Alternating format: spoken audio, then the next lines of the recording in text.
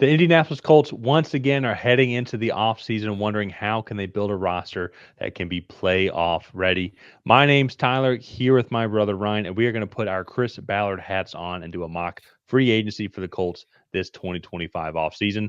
Before we get into it, if you haven't already, hit that subscribe button, tackle that bell, and leave a like and a comment. Let us know what you want to see the Colts do this offseason. And Ryan, let's pull this up here. So their current free agents as of right now, according to Over the Cap, and we got them in order from most snaps played downward. And so like some of the top guys, Julian Blackman, EJ Speed, Deo Odeingbo, not Ode Bingo, as I found out during the season. So Good job. uh Deo, you're welcome on the show anytime. Ryan Kelly, Mo Alley Cox, Joe Flacco, Colin Granson, a lot of guys that played a lot of minutes, a lot of popular names up in Indy. But Ryan, there's really only a couple of names here that we think that they can really afford. And also, two, I think are the main valuable ones to move Yeah. on from. What are some other names here that you think that like they could potentially resign that would be good value picks overall for this team? Yeah, the one that you didn't say was Will Fries. He's the starting right guard for them when healthy. He was not healthy this past season, unfortunately, but I do think that he probably has still earned himself a pretty solid payday there up in Indianapolis. So I feel like that's going to be one. They could bring back Trey Sermon on a really small deal. I mean, he got $1 million last year. He was a good kind of third down spell back for Jonathan Taylor. So I do like some of the guys that they have hitting free agency, but I think they're in a pretty decent spot after everything. So let's get into kind of some of our cap cuts here and just who we have them getting rid of. So unfortunately, this time of year you have to go through. Before we get started, what was their cap space at before we kind of went through and made some changes? So the Colts cap space coming into this is at about $35 million, Yeah. according to Over the Cap. Okay. So there were a couple of cuts that we felt needed to be made as well, which is going to increase that number just a little bit. Yeah. Okay. And so from there, we went through and cut these three guys: Samson Ebukam, Raekwon Davis, and Tyquan Lewis, saving about what is that? $8 million in cap space. Oh no, sorry. Uh, About 17 million, yeah, about 17, 17 million. 18 million. Yeah, 17, Yeah. 18 million. And those are the only three cap casualties, but those are guys that have big contracts that weren't necessarily contributing as much as their contract value would show. And so I feel like the Colts move on, they recoup that value. Doesn't mean they can't re-sign these guys and maybe bring them back on lesser contracts, but definitely getting out and creating more cap space is going to be good for some of the free agents that we have them Yeah. signing slash Yeah. re-signing.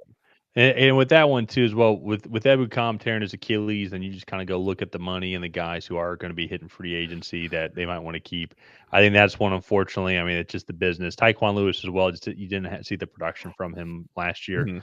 and then Raekwon Davis as well. I think it's just. I think it's just $6 million, and so if anything, cut him, and then if you decide to keep him, then you kind of renegotiate the contracts after you have signed some more people. And everything. And so I think the biggest thing is you want to try and really focus on this offensive line and get this offensive line as healthy as possible and as top dollar as possible as well. So that's why we didn't end up going with Braden Smith as well, the right tackle. I think if he could be healthy, and then if this entire offensive line could be healthy, then I think that this could be a very top notch offensive line group in 2025. But let's start off though with the guy who's going to be getting paid a lot. So it's former 7th round pick Will Fries.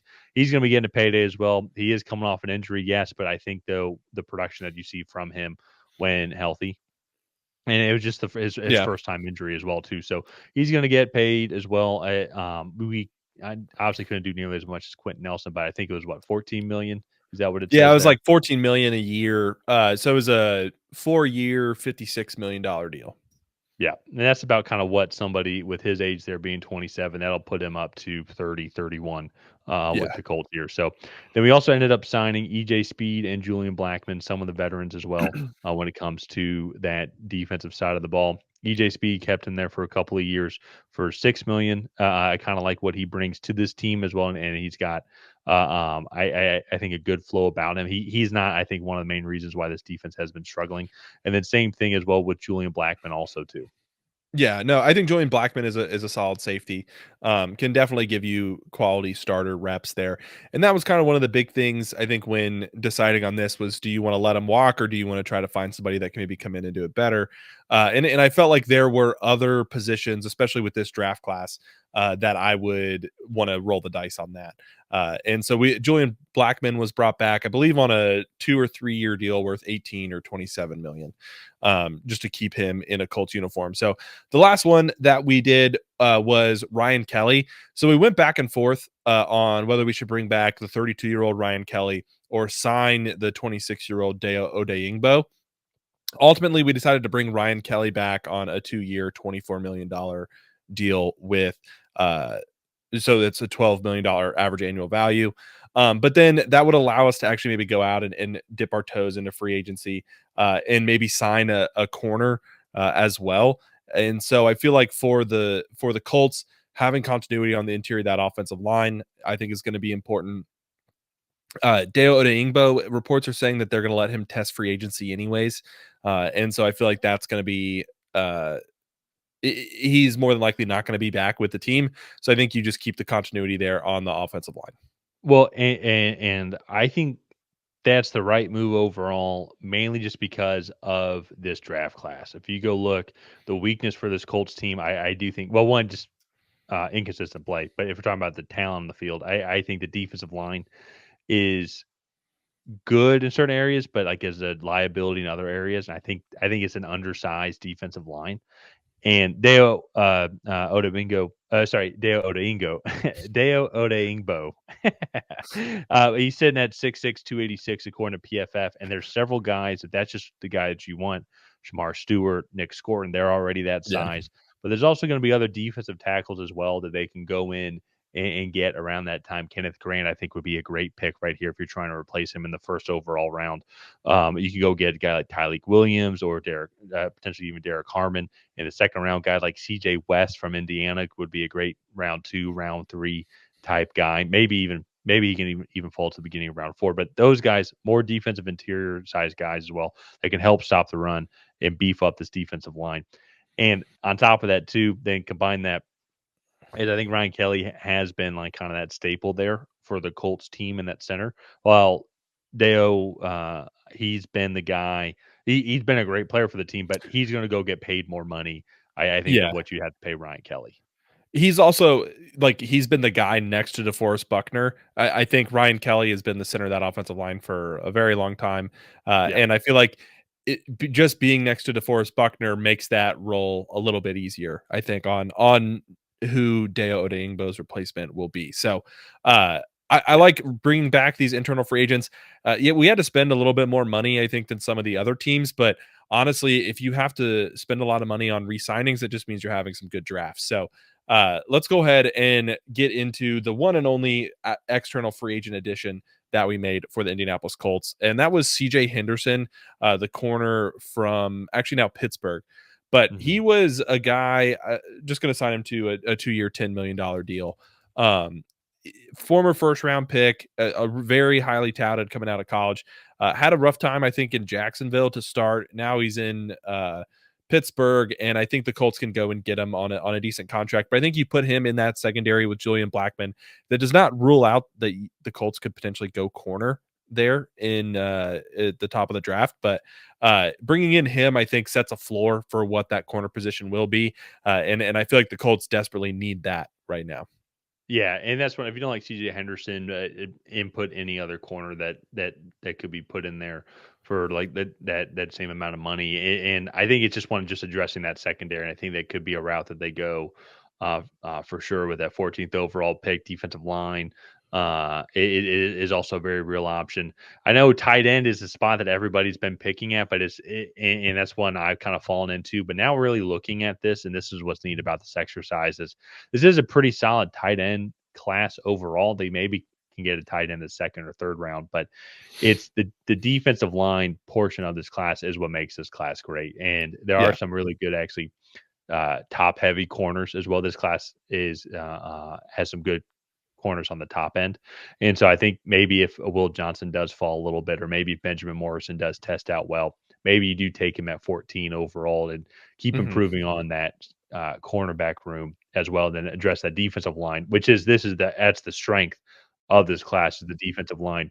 Address that in the second and third round, because also like if I'm being honest with Colts fans here, and this is just kind of my last thought. It, there's a lot of other internal things that are going on, and that's been the problem with the Colts when it comes to like their production on the field. If you go look at the talent on paper, I really like this roster. I mean, when healthy, Yeah. like they have one of the top offensive lines in the league. They need to improve their tight end, yes, but I mean, you still have a receiving room with Michael Pittman Jr., Josh Downs, Alec Pierce, A.D. Mitchell as well. You're gonna have Jonathan Taylor in the backfield, who's still one of the better backs in the league. And Anthony Richardson is just an absolute freak. And if he can start to just get a little bit more accurate, a little bit more consistent, as he's just going to keep on developing, because Richardson was born in 2002. Like, it's weird. Like, a lot of us were born in the 90s. Like, so this guy's very young still. So he's going to take some Yeah. time to develop. Like, this offense can be really good. There's a bunch of other things I think that are going on internally that they need to figure out and have some conversations on. But if they focus on the defense here, they re-sign some of their top players.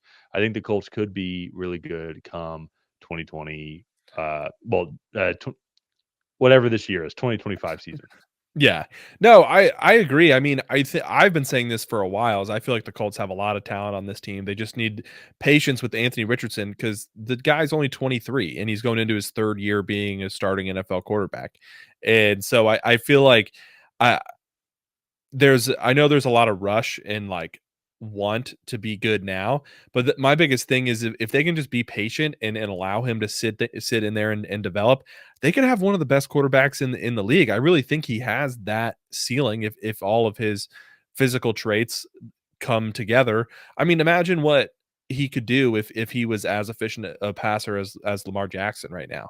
I mean, that would be just absolutely unstoppable. And so the difference was, and I think Lamar Jackson came out as a senior, but uh, Lamar Jackson took time to develop. He sat more in his rookie season. He didn't get injured in 4 games like Anthony Richardson did. So I just want to preach patience, I think, to Colts fans right now.